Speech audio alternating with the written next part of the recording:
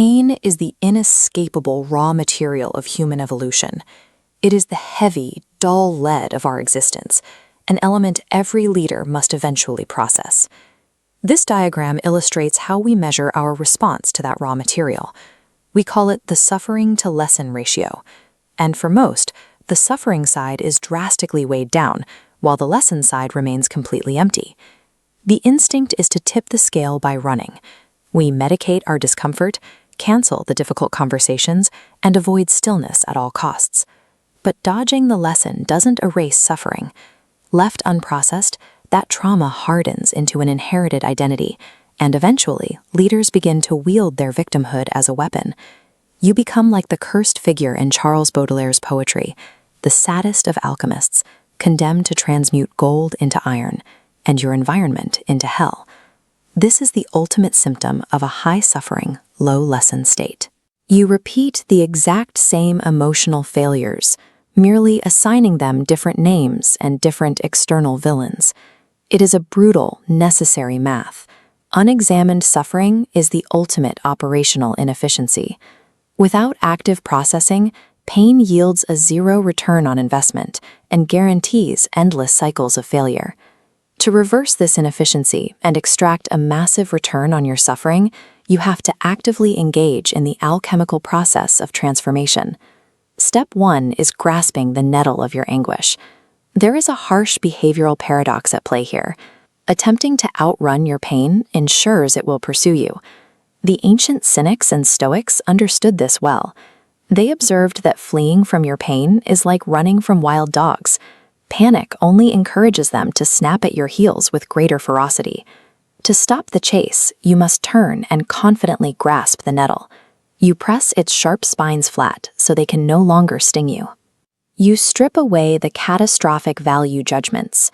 You stop evaluating the fairness of the situation and force yourself to analyze the raw sensation of the problem objectively. It is only by sitting in the fire of your reality without flinching that you begin the metabolic breakdown of trauma into useful data. But when the mind reaches peak agony, language evaporates, and the executive sense of self fragments. This requires step 2, externalizing the beast.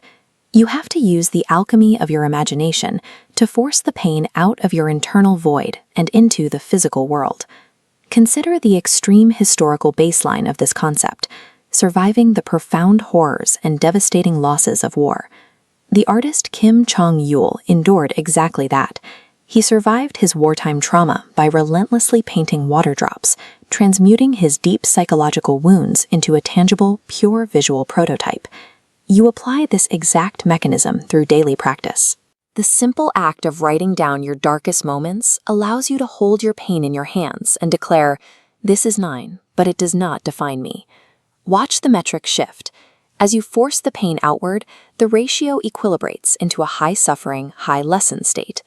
In this optimized state, pain is no longer a pointless punishment. It becomes a high-yield classroom and the primary catalyst for profound professional and personal rebirth. This represents the pinnacle of the framework, the low-suffering, high-lesson state. The suffering drops off entirely, while learning capacity remains at maximum volume. You do not reach this state because life suddenly spares you, or because leadership stops being incredibly hard. You reach it through preventive wisdom. Your insight has simply become razor-sharp and impossibly rapid. You learn to recognize the incoming patterns of your pain early. You deploy emotional regulation and foresight to extract the required lesson long before a situation devolves into actual suffering. Achieving this requires abandoning your passive instincts. You must stop asking the helpless question, "Why am I suffering?" and instead demand, "What must this suffering teach me before it leaves?" Because in the final analysis, the alchemy of insight yields one absolute rule. When a lesson is fully learned, pain loses its assignment entirely.